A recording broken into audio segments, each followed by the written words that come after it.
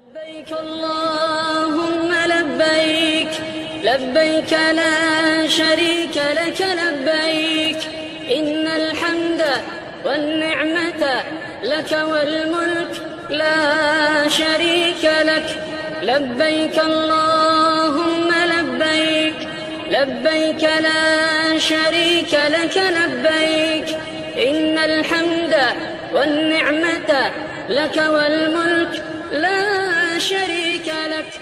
Bismillah ar-Rahman ar-Rahim, le sermon de l'Aïd, de fête, de sacrifice et le fils reconnaissant Ismaïl. Louange à Allah, Seigneur de l'univers. Allah est le plus grand, Allah est le plus grand, Allah est le plus grand, Allah est le plus grand. Allah est le plus grand sans pareil. Immense louange à Allah, gloire à Allah, jour et nuit. J'atteste qu'il n'y a pas de divinité en dehors d'Allah, l'unique sans aucun associé, que notre maître et prophète Mohammed est son serviteur et messager. Ô Allah, accorde ton salut et ta bénédiction à lui, sa famille, ses compagnons et ceux qui le suivent d'une rectitude jusqu'au dernier jour. Ensuite, la fête de sacrifice est notre grand payram, la saison de joie et de bonheur grâce à la grâce et à la donation généreuse d'Allah.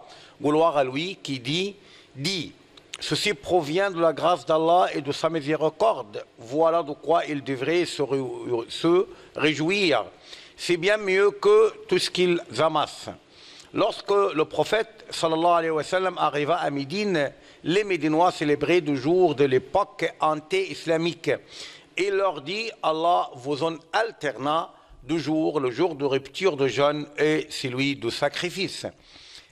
La fête de sacrifice est un grand jour assisté parmi les grands jours d'Allah où les pèlerins à la mosquée sacrée d'Allah sont en joie d'avoir accompli leur rituel et les musulmans se réjouissent de la grâce d'Allah au cours des 10 premiers jours de Dhul Hijjah, du rituel de sacrifice et de la rencontre des bien-aimés. Le prophète sallallahu alayhi wa sallam dit: les deux plus grands jours sont le jour de sacrifice et son lendemain. Où le pèlerin se journe à Mina après avoir accompli le rituel de sacrifice. Le jour de sacrifice est la fête des donations généreuses, de gratitude et de se sacrifier. Le Khalil de miséricordieux Ibrahim, salut sur lui, si vieux, après qu'Allah lui donna un fils, se voit en rêve qu'il était en train d'immoler son fils Ismaïl, salut sur lui, après que ce dernier atteint la jeunesse et devint pour son père une source de joie. Allah, gloire à lui, dit: puis quand celui-ci, c'est-à-dire Ismaïl, fut en âge de l'accompagner, Ibrahim dit: ô mon fils, je me vois en songe en train de t'immoler.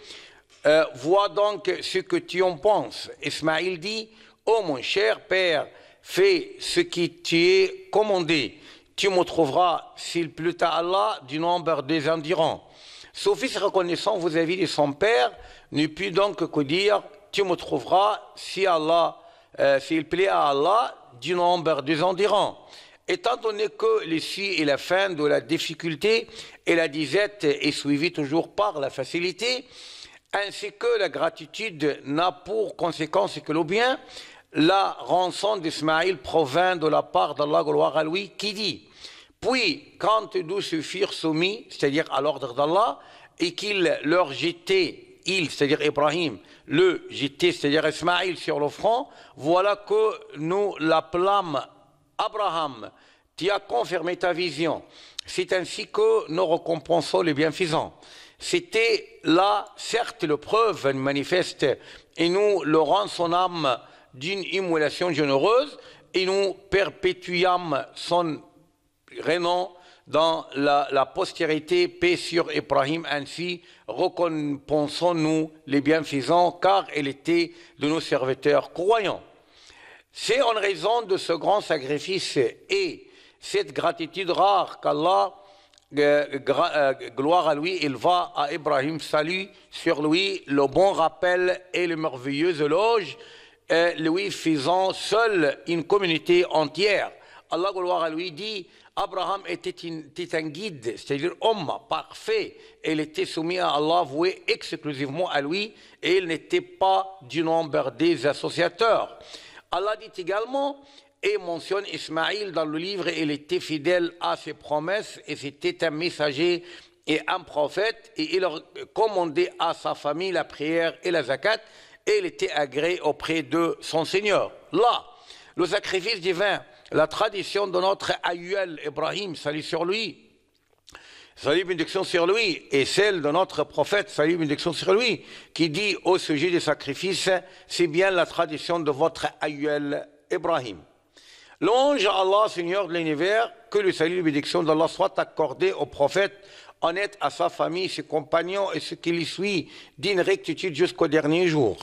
Sans doute, les fêtes représentent une bonne occasion pour renforcer les liens sociaux entre les proches parents et tous les humains, répandre l'affection et la miséricorde et la fraternité, fortifier les relations et dissiper les malheurs. Notre prophète, salut et bénédiction sur lui, nous informa qu'un homme rendait visite à un de ses frères dans un village autre que le sien. Allah gloire à lui a installé un ange sur la route et l'interrogea. « Où vas-tu » ? « J'entends rendre visite à un frère à moi dans ce village, répondit l'homme.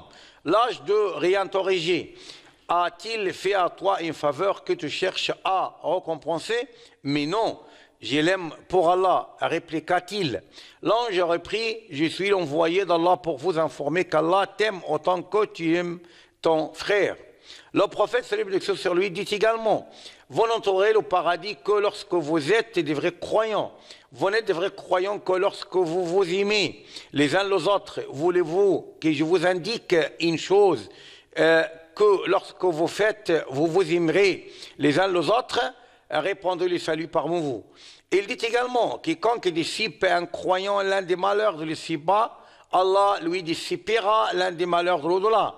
C'est ainsi que s'accomplit notre joie de fête et que nous serons reconnaissants à la grâce et au bienfait qu'Allah nous accorde. Allah, gloire à lui, dit, souvenez-vous de moi, donc je vous récompenserai, remerciez-moi et ne soyez pas ingrats envers moi. Oh Allah, préserve notre Égypte et tous les pays du monde. Bonne fête à vous tous, que chaque année vous subsistez dans le bien. Wassalamu alaikum wa rahmatullahi wa barakatuh. Kulla aam wa antum bi khayr.